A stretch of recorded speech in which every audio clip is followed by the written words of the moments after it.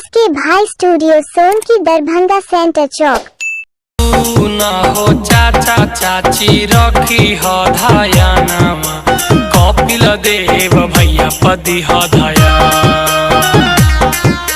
सुन हो मामा बाबा रखी हो धायानामा कपिल देव भैया पदी हो धया।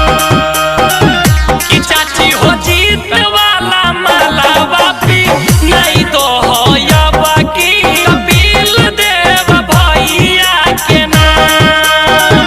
कि चाची हो जीत वाला माला बापी नहीं तो हो या बाकी कपिल देव भैया के नाम। सुन हो चाचा चाची रखी हो धायानामा कपिल देव भैया पदी हो धया।